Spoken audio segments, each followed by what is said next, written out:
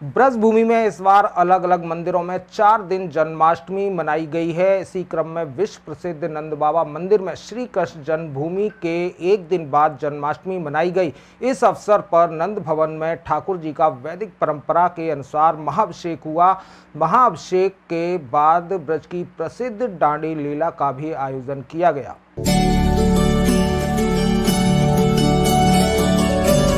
ब्रजभूमि में इस बार अलग अलग मंदिरों में अलग अलग परंपरा के अनुसार 4 दिन जन्माष्टमी का पर्व मनाया गया है। इसी क्रम में नंदगांव के विश्व प्रसिद्ध नंद बाबा मंदिर में जन्माष्टमी का उत्सव शनिवार को बड़े आनंद और भक्तिपूर्ण वातावरण में मनाया गया।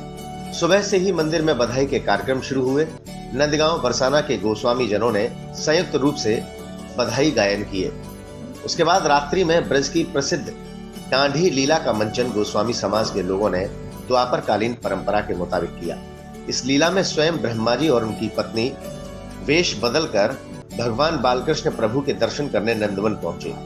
वहां उन्होंने नाच गाकर नंद यशोदा को बधाई दी और फिर खूब नृत्य गायन कर आनंद लुटाया। इस अनोखे आनंद को लेने के लिए देर रात तक नंद भवन में हजारों श्रद्धालु उपस्थित रहे।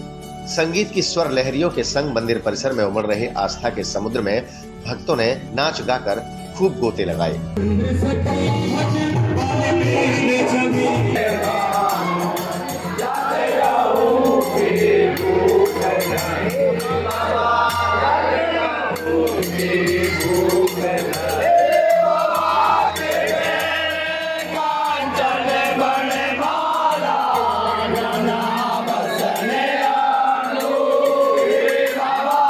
और आज नंद भवन में आपने जो आनंद देखा, जो रस की यहाँ सरता भई है, ये कोई एक मंच का कार्यक्रम नहीं है।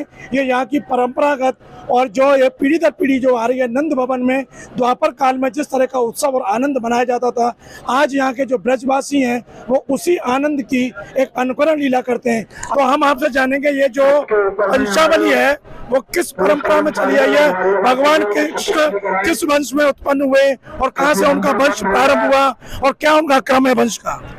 ये द्वापर कालीन लीला है। भगवान कृष्ण का जो जन्म था वो चंद्र वंश में हुआ था। उसी वंश में आगे यदु महाराज हुए, जिनसे इस वंश का नाम यदुवंश हुआ। और उनके वंश में ही आगे देवमीट जी महाराज हुए। देवमीट जी के 2 पत्नियां थी, एक क्षत्राणी थी, एक वैश्याणी थी।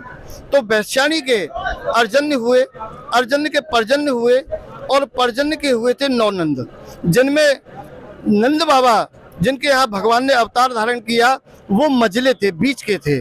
और जो क्षत्राणी थी, देवमीट जी की जो पत्नी क्षत्राणी थी, उनके सूरसेन हुए और सूरसेन जी के वसुदेव हुए और वसुदेव जी के भगवान कृष्ण हुए, जिन्होंने कंस के जेल में भगवान ने अवतार धारण किया। तो ये नंद भवन में आपने जो लीला की है, कब से ये क्रम का चला आ रहा है और आप कब से इस लीला का ऐसे ही अनुकरण कर रहे हैं, आनंद ले रहे हैं? देखिए, ये द्वापर कालीन लीला है। द्वापर युग से ही चली आ रही है ये लीला, और उसी क्रम को हमने आज भी ब्रजवासियों ने, नंदगाम वासियों ने ये बरकरार रखा हुआ है और इसी आनंद को हम हर वर्ष प्राप्त करते हैं। यहाँ आपने जब वंशावली सुनाई, उसके बाद नंद बाबा से जो याचना की है कि हम तुम्हारे ढांडी हैं और बाबा आपसे मांगने आए, वो मांगना और दान लेना देना वो क्या क्रम है? देखिए, ढांडी आता है, वंशावली सुनाई है और ढांडी को जो बाबा दान देते हैं, क्योंकि ढांडी बाबा का याचक है, बाबा के यहाँ पे वंशावली सुनाई है ढांडी ने, तो बाबा ने जितना मांगा उससे दूना करके दिया बाबा ने। और हमने तो केवल बाबा से एक आशीर्वाद मांगा है कि आपकी कृपा, आपका वरद हस्त सदैव हमारे ऊपर बना रहे। यही सबसे बड़ी हमारे लिए बधाई है। तो ये जो आपने पदों का गायन किया, आपकी रचना है या संत और महापुरुषों की वाणी है? ये संत महापुरुषों की जो अष्टछाप के कवि हुए हैं, ये उनकी वाणी है। तो उन्हीं की वाणियों का गायन आज सब कर रहे हैं, क्योंकि उन रसिकों ने जो लीला को देखा उसको अपनी रचनाओं में उन्होंने लिखा और उन्हीं रचनाओं को आज हम गायन करके आनंद प्राप्त कर रहे हैं। तो देखा आपने, आज नंद भवन में जो ढांडी लीला संपन्न हुई है, ये कोई एक प्रायोजित कार्यक्रम नहीं है। ये जो भगवान श्री कृष्ण की द्वापर कालीन जो लीला है, उसी का ब्रजवासियों ने अनुकरण किया है और बड़े भाव और श्रद्धा के साथ जिस तरह से द्वापर काल में स्वयं ब्रह्मा जी यहाँ दाढ़ी बनकर आए, तो ऐसे ही यहाँ ब्रजवास से दाढ़ी के रूप में आए। नंद बाबा को उनकी वंशावली सुनाई है कि आज आपके यहाँ पुत्र के रूप में कृष्ण का अवतार हुआ है और आपके वंश में वृद्धि हुई है। तो पूरी वंशावली का बखान किया, जैसा दाढ़ी ने बताया कि यदु महाराज हुए, यदु राजा जो चंद्रवंश में हुए, उन्हीं के वंश में कृष्ण का अवतार हुआ है। और भगवान कृष्ण जो इनके पूर्वज थे देवमीर जी, और देवमीर जी की दो शाखाएं हुई हैं, वैश्यानी उनकी एक पत्नी थी और एक छत्राणी, तो उन्हीं की दोनों शाखाओं में हुए हैं। और जो ग्रंथों में श्रीमद् भागवत या ब्रह्म वैवर्त पुराण गर्ग संहिता में जो उल्लेख आता है, वर्णन आता है कि एक देवकी नंदन हुए और एक यशोदा नंदन हुए। कंस के कारागार में जब भगवान कृष्ण का जन्म हुआ तो बेड़ियां अपने आप कट गईं और वसुदेव जी जो देवकी पुत्र को लेकर यमुना पार महावन गोकुल में गए और उन्होंने माँ यशोदा के समक्ष उनको जो लिटा के आए, तो वहीं देवकी नंदन यशोदा नंदन में विलीन हो गए और वहां से वसुदेव जी योग माया को लाए, कंस को सौंपा, वो कंस के हाथ से छूटकर आकाश में गई।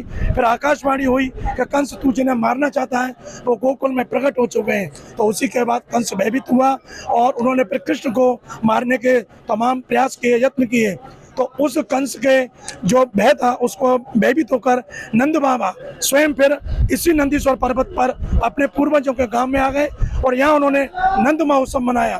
तो आप देख रहे हैं नंदगाम के इस नंद भवन में जो लीला होती है, यद्यपि समूचे ब्रज में भगवान कृष्ण का जन्मोत्सव मनाया जाता है, लेकिन नंदगाम में नंदीश्वर पर्वत और नंद भवन में जो लीला और उत्सव है वो अद्वितीय है।